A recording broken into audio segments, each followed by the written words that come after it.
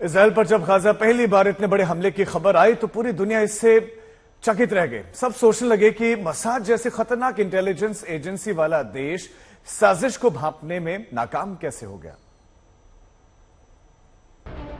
אנחנו חזקים, תמיד היינו חזקים, אנחנו מסוגלים, אנחנו יכולים. אל תעצרו אותנו, תנו לנו לעבוד, כמה זמן שצריך, להשמיד את כל האויב הזה, אחת ולתמיד, שלא נצטרך לחזור שוב ושוב ושוב ושוב. אני פה עם לוחמי ומפקדי אוגדה 98. אריות, בני אדם ואריות. הם חוו חוויות קשות מאוד. עזבו את הכל מהבית, באו הנה, חנו כאן בכביש קילומטרים. הצטיידו, יצאו לשטח, נלחמו כאריות מול מחזות זוועה שאי אפשר לתאר, והמשיכו להילחם, ונפלו, וקמו, והמשיכו. הרוח שאני פגשתי פה כבירה. ישבתי עם המפקדים הבכירים, ועכשיו פה עם החיילים והמפקדים. ראש הממשלה, תן לנו את החופש לפעול. זה מה שהם אומרים. תן לנו את החופש לפעול. אנחנו נכה אותם שוק על ירך, ואנחנו נבטיח את עתידה של מדינת ישראל. ויש לך פה את הטובים ביותר, גיבורים ממש. ואני מצדיע לכם, לכל אחד מכם. אני מצדיע לכם, ותדעו לכם שכל עם ישראל עומד מאחוריכם. עם ישראל עומד מאחוריכם, סומך עליכם, ויחד ננצח. Indian defence forces के एक division से नेतन्याहू की ये बातचीत बताती है कि खुद उनके लिए इस वक्त कितनी बड़ी चुनौती है। नेतन्याहू के नेतृत्व पर इजरायल में सवाल उठ रहे हैं। इतने बड़े पैमाने पर हमले हुए इजरायल को भनक तक कैसे नहीं लगी, ये पूछा जा रहा है। अब तो इजरायल की सेना भी मान रही है कि हाँ, उनसे चूक हुई है।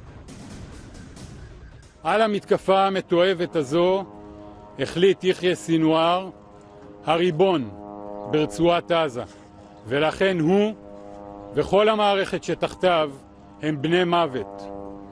אנחנו נתקוף אותם, אנחנו נפרק אותם, नफरक את המערכת שלהם। इजराइल ने दरअसल गाजा के लोगों से कहा है कि वो उत्तरी हिस्से को छोड़कर दक्षिणी हिस्से में चले जाएं, क्योंकि इजराइल हमास को नेस्तनाबूद करने की ठान चुका है। लेकिन हमास भी हमले का ही जवाब देने की धमकियां दे रहा है।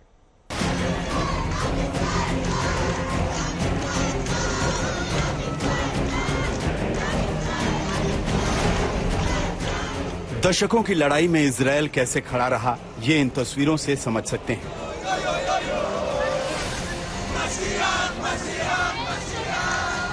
जंग में भाग लेने दुनिया भर के देशों से इजरायली अपने मुल्क लौट रहे हैं।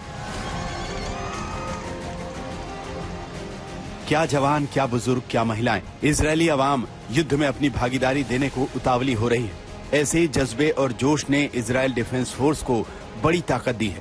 इजरायल ने गाजा पट्टी को आतंकवादियों से मुक्त कराने की ठान ली है। इजरायल ने गाजा पट्टी के लोगों को पैगाम भेजा है, आम लोग गाजा के दक्षिण हिस्से में चले जाएं।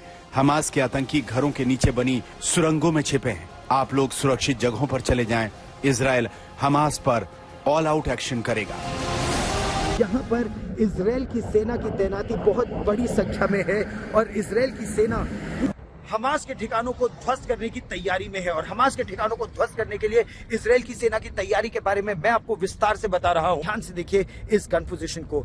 ये एक गन पोजीशन है 155 मिलीमीटर तोप ट्रैक्ड हाउइट्जर इजरायल की सेना की। ये दूसरी गन पोजीशन, वो देखिए अभी गोला दगेगा। शनिवार को अपने ताबड़तोड़ हमलों से इजरायल ही नहीं पूरी दुनिया में हड़कंप मचाने वाले हमास ने इजरायल को बड़ी धमकी जारी कर दी है। हमास की अल-कुद्स ब्रिगेड ने धमकी दी है। गाजा में बच्चों और महिलाओं की हत्या का बदला लेने के लिए हमास शुक्रवार यानी आज बड़ा हमला करने जा रहा है। इजरायल के खिलाफ यह ऑपरेशन इतना भयंकर होगा जिसके बारे में इजरायल ने सपने में भी नहीं सोचा होगा। इसे हमास ने ऑपरेशन फ्राइडे अल अक्सा तूफान का नाम दिया है। 7 अक्टूबर के हमले को ऑपरेशन अल अक्सा फ्लड का नाम दिया गया था। वहीं इजरायल का ये कहना है कि हमास ने इजरायली नागरिकों को बंधक बना रखा है और बड़ी संख्या में इसमें बच्चे भी शामिल हैं।